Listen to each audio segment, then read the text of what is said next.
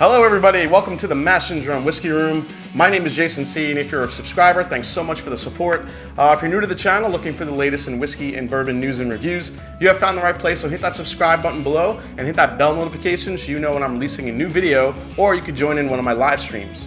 So back in early August of 2019, Michter's announced their first release of US1 Toasted Barrel Sour Mash Whiskey. While the distillery has released Toasted Barrel Bourbon and Toasted Barrel Rye in the past, this is the first time they've released their Sour Mash Whiskey and their specially made toasted barrels, and it's today's review on the Mash and Drum. So it's already been a big year for Michter's, as Dan McKee was named new master distiller back in May, taking the helm following the legendary Pamela Howman. The two distillers had worked together for over a decade, including the last 4 years at Michter's. Now, over the last few years, McKee has been responsible for getting Michter's Fort Nelson pot still up and running, as well as overseeing grain production on the Springfield farm. Eventually, those grains, which include corn, rye, and barley, will be made into a new Michter's whiskey now being distilled at Fort Nelson. During the 1970s and 1980s, Michter's original Sour Mash whiskey was the distillery's single most popular product, while the Sour Mash name originated from the whiskey production process of the same name, meaning the process of using some previously fermented mash as the starter for the new mash to be fermented, much like making sourdough bread. Now, another interesting fact about the Sour Mash whiskey is that it cannot be categorized as a rye or a bourbon due to the fact that there isn't 51% corn or rye in the mash bill.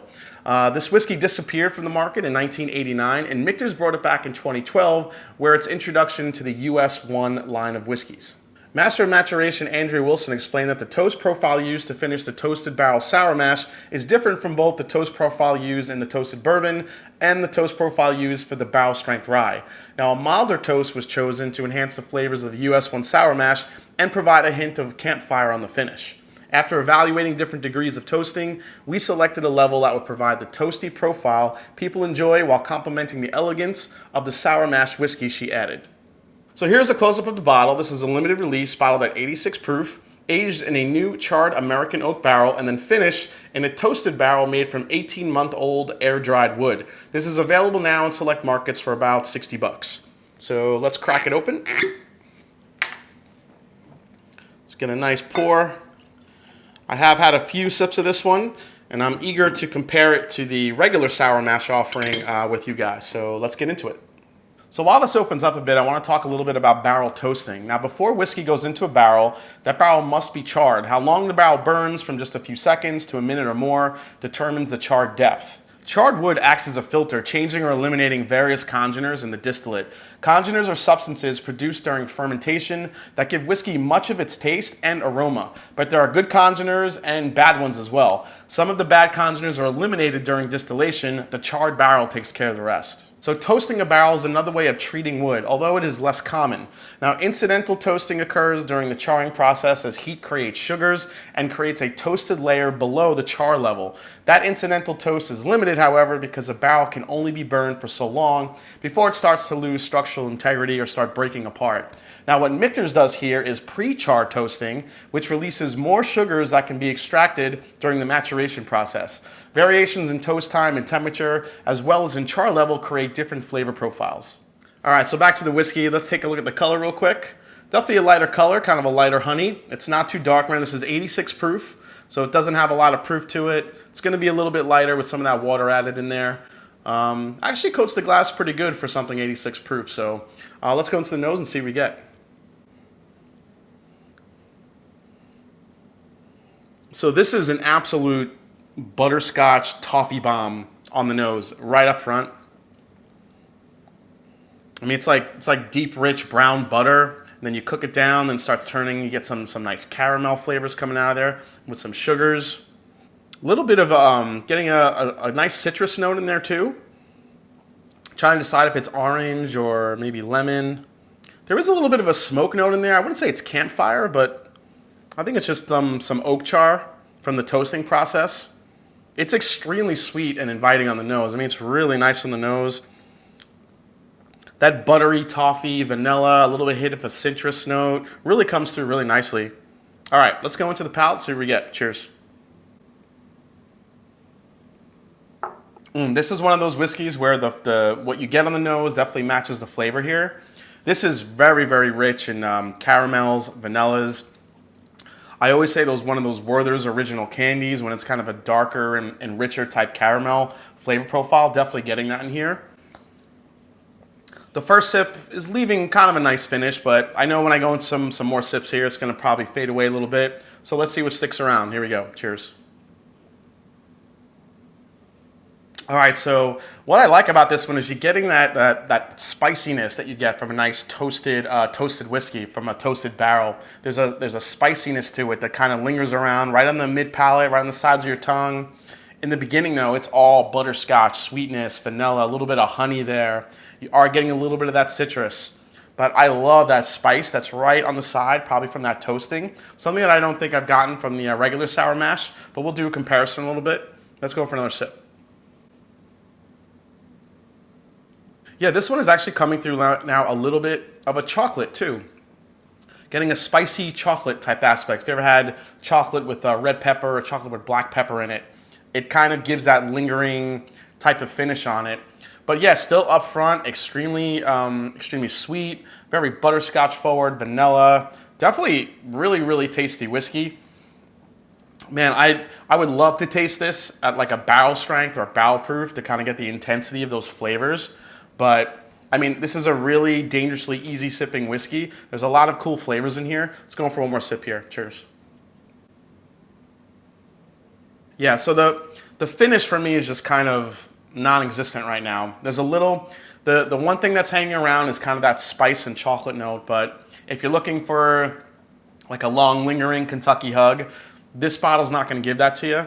What it is going to give you, though, is some really, really intense sweetness, a heavy butterscotch note, some spice, some chocolate, hint of citrus. There is a little bit of a smokiness to it a little bit, but like I said, it's not really intense. It's just kind of a wave that's throughout the sip. So let's compare it to the regular sour mash and see if it differs that much. All right, guys, so here's the regular sour mash that's pretty widely available. This is a special release, so let's see if it's enough of a difference here for you to maybe go out and try to seek one of these out. So let's go into the nose on the regular sour mash. Yeah, definitely a big difference. This one has if you light caramel, light caramels, light butter, not so as dark and rich as you're getting in this glass. I mean, super, super sweet. It's interesting that you do smell some corn sweetness in here. I mean, I know it's not 51% corn. They don't release the mash bill, but I'd be really interested to know what the mash bill this is because it is a very sweet and inviting whiskey.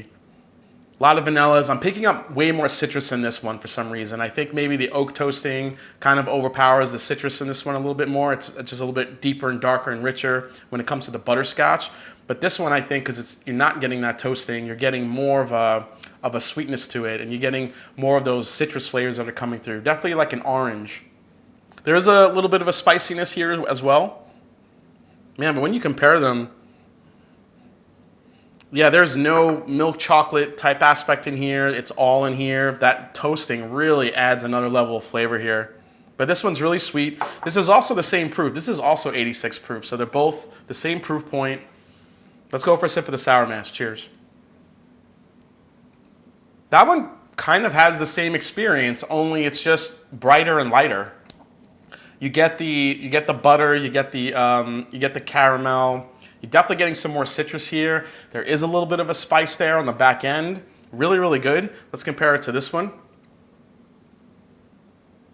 Yeah, the toasted barrel just really gives this another level of flavor here when it comes to the chocolate. Things getting a little bit deeper and richer with caramels, the butterscotch, that Werther's candy type flavor to it. Really nice. Let's go for another sip here. This one being 86 proof, I really like the sweetness to it. It's got amazing balance for 86 proof whiskey. Does leave a little bit of a lingering finish there, but again, it's that kind of that spice profile that's in this bottle. But the US1 Toasted just kind of takes this and just makes it a little bit darker, a little bit more, a little bit richer in flavor. All right, so if I'm reaching for any of these between the two, it's definitely going to be the toasted one. There's just an extra level of flavor here, the chocolate, the deeper, richer caramels and butterscotch notes, nice spice, a little bit of citrus, a little bit of a smoke characteristic to it. I really, really like this one. Now this one is 60 bucks. It's a limited release, probably hard to find. Is it worth seeking out for an extra $20 for the sour mash? I don't know. For me to pay the extra $20, or for me to tell you to pay the extra $20, I would have really loved to see this at a little bit higher of a proof, especially for a limited release. Being 86 proof, there's some great flavors in here, and I feel like the proof kind of inhibits it a little bit. I would love to see it on a longer finish, maybe a little bit more of intensity in those butterscotch and chocolate notes. But absolutely a really great release from Michter's. Like I said, they do amazing things with their toasting. Now the regular sour mash is $40, and I would definitely recommend trying this one. This one is just dangerously easy to sip. It's got a lot of sweetness to it. There's some butterscotch, there's some caramel, vanilla, there's some fruitiness to it. It makes actually a really good cocktail. I've used this in a couple of cocktails since I got it. It really works well because it has a really nice balance to it. Very underrated whiskey, I think, when you compare it to the rest of the Michter's lineup. I feel like there's a lot of good flavors in here. It's 86 proof, so if lower proof isn't your thing, then maybe go for something else. But at 86 proof, if you're not a high proof sipper, then this one would be a really great option for you. It's $40, like I said, definitely more available than this one, and I think it's a great value. All right, everyone, well, thanks again for watching this review of the US1 Toasted Barrel Finished Sour Mash Whiskey from Michter's. Hope you enjoyed it. If you haven't yet, hit the subscribe button below, hit that like button. If you haven't yet, find me on Instagram and find me on Twitter. Let me know if you've had this yet, if you plan on seeking it out. If you've had this, if you've compared them. Always love chatting with you guys, and as I always say, it is not about the whiskey, it's the people you share it with. So cheers, and I'll see you next time. Take care.